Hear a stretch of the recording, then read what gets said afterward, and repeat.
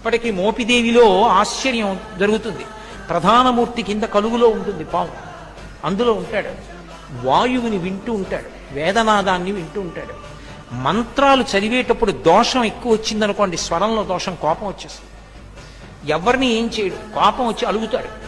అలిగి కలుగులోంచి బయటకు వచ్చేస్తాడు. బయటకు వచ్చేసి ఎదురుకుంటే తొట్టు ఉంటుంది, అందులోకి పోయి పడుకుంటాడు.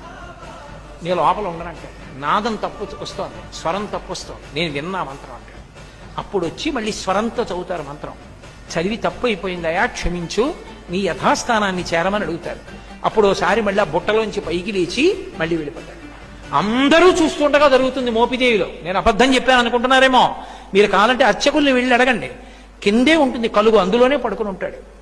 అందరూ చూస్తుండగా బయటకు వస్తాడు. స్వరం తప్పినా, అనాచారం ఎక్కువైపోయినా బయటకు వచ్చేసి అలకపాన్ పెక్కి పడుకుంటాడు. మళ్ళీ వెళ్ళి వేదం స్వరంతో చెప్తే లోపలికి వెళ్ళిపోతాడు.